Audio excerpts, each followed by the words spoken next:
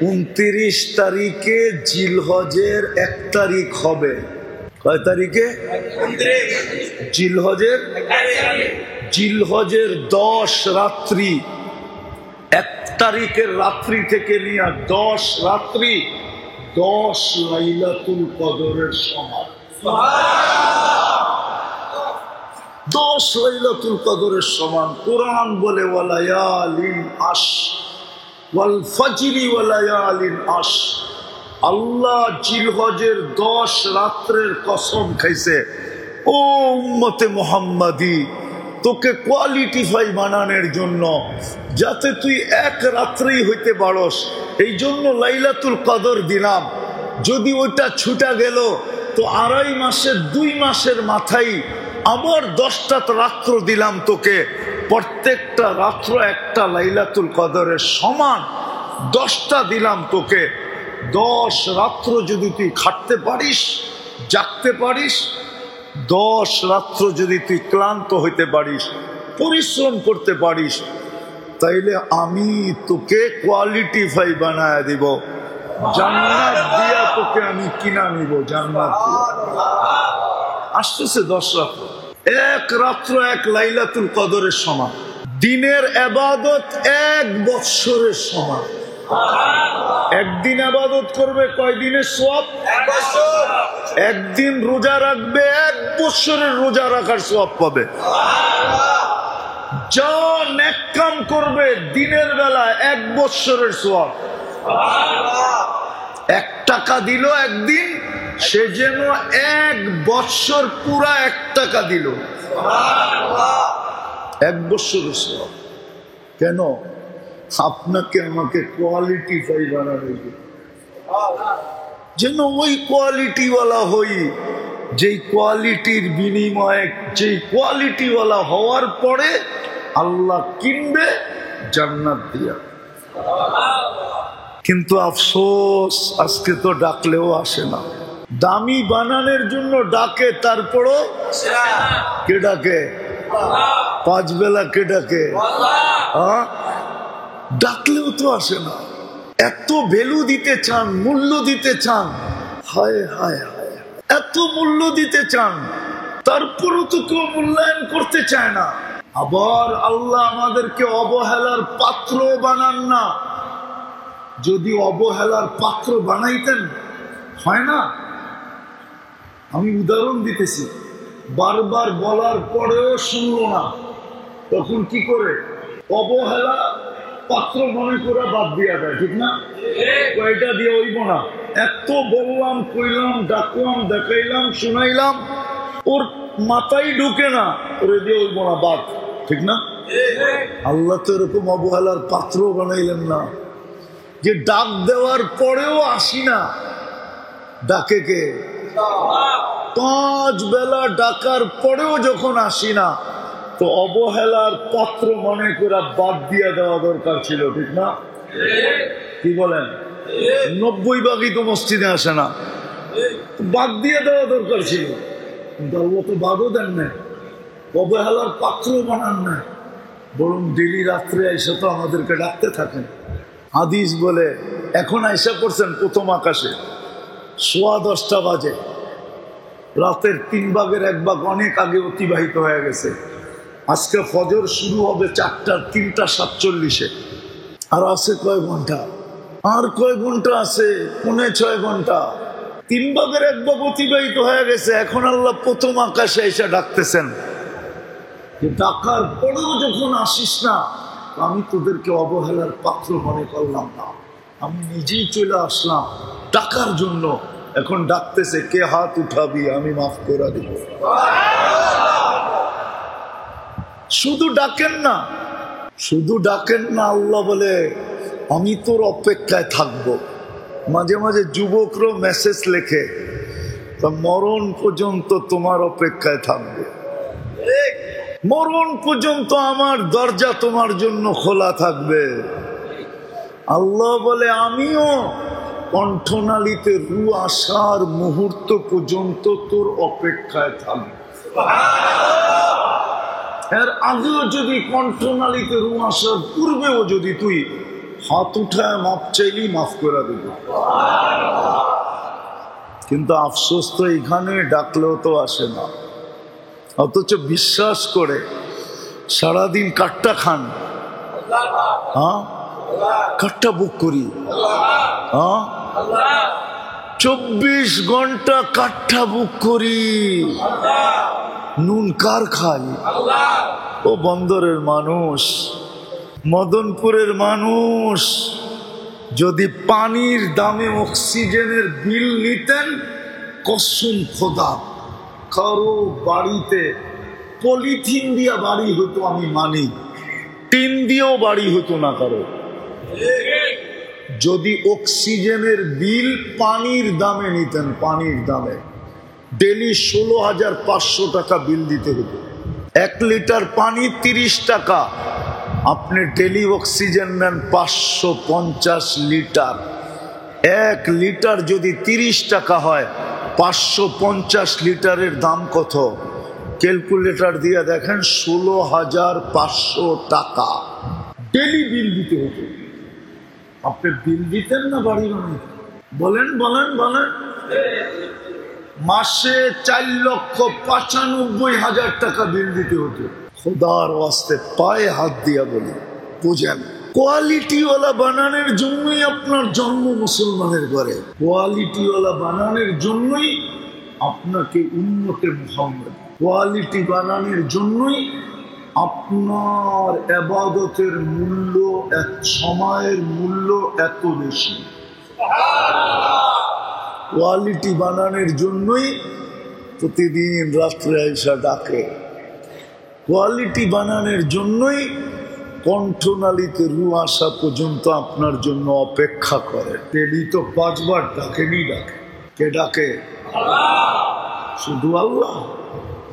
বিশ্বাস তো করেন যে ওনার হাতে হায়াত, ওনার হাতে মৌত, সবকিছু ওনার বক্ষণ করি, উনি চালায় বিদায় চলি। সবকিছু বিশ্বাস করার পরেও উনি ডাকে, তারপরে আসি না কি কইরা? কেন আসি না? 99টা পদের মালিক ডাকে, শুধু আল্লাহ তো ডাকে না। রহমান ডাকে, রহিম ডাকে, মালিক ডাকে, কুদ্দুস ডাকে, সালাম ডাকে, মুমিন ডাকে, মুহাইমিন ডাকে, আজিজ ডাকে, জব্বার ডাকে, মুতাকাব্বিরুল খালিকুল বারিউল মুসাব্বিরুল গফফারুল কহ্হারুল ওয়াহ্হাবুর রাজ্জাকুল ফাত্তাহুল আলিমুল কাবিদুল বাসিতুল খাফিদুর রাফিউল মুইজ্জুল মুদিল্লুস সামিউল বাসিরুল হাকামুল আদলুল লতীফুল খবীরুল হালিমুল আযীমুল গফুরুশ শাকুরুল আলিয়ুল কবীরুল হাফিজুল মুকীতুল হাসিবুল জলিলুল করিমুর রকিবুল মুজিবুল ওয়াসি আল হাকিমুল ওয়াদুদুল মজিদুল বাঈসুশ শাহীদুল হকুল ওয়াকিলুল কবিয়ুল মতিনুল ওয়ালিয়ুল হামিদুল মুসি আল মুবদি আল মুঈদ আল মুহয়ি আল মুমীত الحي والقيوم الواجد الماجد الواحد الأحد الصمد القادر المقتدر المقدم المؤخر الأول والآخر الظاهر والباطن الوالي المتوالي البر التواب المنتقم العفو الرؤوف مالك الملك ذا الجلال والإكرام المقسط والجامع والغني والمغني المانع الضار النافع النور الهادي البديع والباقي الوارث والرشيد الصبور জল্লে জালালু। 99 পদের মালিক আল্লাহ ডাকে। আপনাকে আমাকে কোয়ালিটিফাই বানানোর জন্য আর কি করবে বলেন? কোয়ালিটিফাই হলেই কিনবে জান্নাত দিয়া। বিদায় আসেন, সামনে সুযোগ আমাদের হাতে আসতেছে। 29 তারিখ থেকে জিলহজ শুরু হবে। এই মাসটাও বড় বরকত মাস ছিল, বরকতময় ছিল। 4 মাস আল্লাহ উম্মতকে গুনাহ করার জন্য অনুরোধ করছিলেন, অনুরোধ। রজব, জিকাদা, জিলহজ্জা, মুহররম, 4 মাস এই উম্মতকে আল্লাহ অনুরোধ করছিলেন, আবেদন করছিলেন, দরখাস্ত করছিলেন যে 4টা মাস গুনাহ করো না। কোরআন আছে, কোরআনে আছে, কোরআনে 4টা মাস গুনাহ করো না, 4টা মাস গুনাহ করো না। ইন্না ইদ্দাতাশ শুহুরি ইনদাল্লাহি 12 শাহরা। এই আয়াতের সর্বশেষ আছে আল্লাহর অনুরোধ, 4টা মাস গুনাহ করো। একটা মাস চলতেছে পড়ায় শেষের দিকে, জিকাদা সামনে আসতেছে জিলহজ মুহররম, আবার রমজানের আগে আসবে রজব, তারপরে শাবান। এই 4 মাস আল্লাহ উম্মতকে গুনাহ করতে নিষেধ করেছিলেন, কিন্তু আফসোস আফসোস আফসোস উম্মত ইজ্জত রাখলো না, যার কারণেই তো এই দুরবস্থা। বিদায় আসেন যদি আমার কথা বুঝে আসা থাকে যে আমি নিজেকে কোয়ালিটিফাই বানাইতে চাই, আল্লাহ যেন আমাকে জান্নাতের বিনিময়ে কিনেন। চান? হ্যাঁ, তাহলে মনের থেকে আজকে তওবা করতে হবে। পারবেন? হ্যাঁ, আমরা কোথায় বসা? ওটা কার ঘর? ওনার ঘরে বসে ওনার কাছে তওবা করব। আর উনি এখন ডাকতেও আছেন তওবা করার জন্য। হাল মিন মুস্তাগফির করবেন? কে কে করবেন দেখি? পাক্কা মনের থেকে? তাইলে বইলা দেন আল্লাহ তওবা করলাম।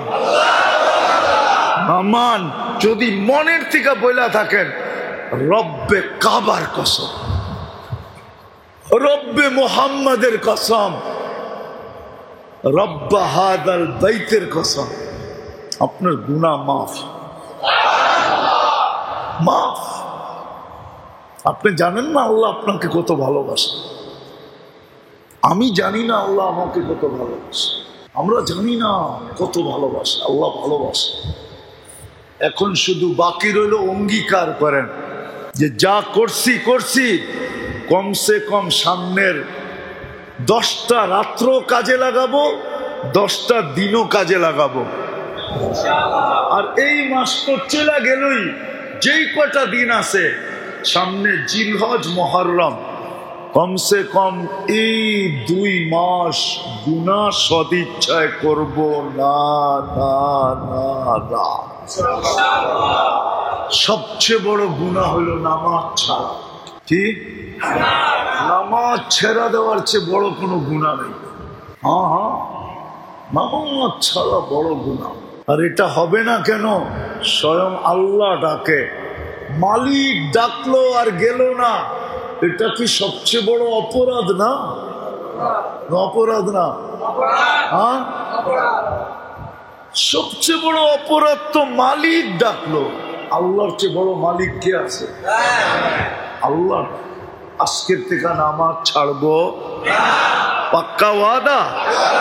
হ্যাঁ, নামাজ সামনের 10টা রাত্র 10টা দিন। আমরা এরকম একটা পরিবেশ বানাই এই এলাকায় যে সবাই বুঝুক যে এই 10 রাত্রের মূল্য কত, 10 রাত্রের দাম কত, 10টা দিনের দাম কত। আবার 1 বছর অপেক্ষা করতে হবে যদি এই 10 রাত্র 10 দিন হাতছাড়া হয়ে যায়। আর 1 বছর পরে পাবো কি পাবো না আল্লাহ জানে। ইনশাআল্লাহ মূল্যায়ন করবেন তো? পাক্কা? যতটুক সাধ্য ছিল বুঝাইয়া দিলাম, বাকি উফাউযু আমরি ইলাল্লাহ, আল্লাহর কাছে ছেড়া দিলাম। যদি নিজেকে দামি বানাইতে চাই, কোয়ালিটিফাই, তো সামনের এই জিলহজের 10 দিনই যথেষ্ট। 10 দিনেই। আরে মেরে দোস্ত, দুনিয়াওয়ালা পাকনা গুলশান, তাতে কি আসে যায়? পাকনা বানানি, তাতে কি আসে যায়?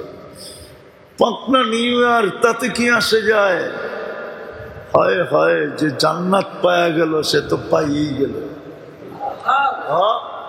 কি জান্নাত যে পাইলো শুধু পাইলো? আল্লাহ বলে মুলকান কবীরা, সবচেয়ে বড় রাজত্ব পায় গেল। সবচেয়ে বড় রাজত্ব পায় গেল। যে পাইলো কি? জান্নাত যে পাইলো সে সবচেয়ে বড় মুলকান কবীরা। উঠাউঠি করবেন? হুজুর আইছে, ইনশাআল্লাহ দোয়া কইরা তারপরে এখান থেকে উঠবো। পাক্কা তো? না চলে যাবেন? বুঝেন কিন্তু সত্য। আল্লাহ আমাদেরকে আমল করার তৌফিক দান করেন।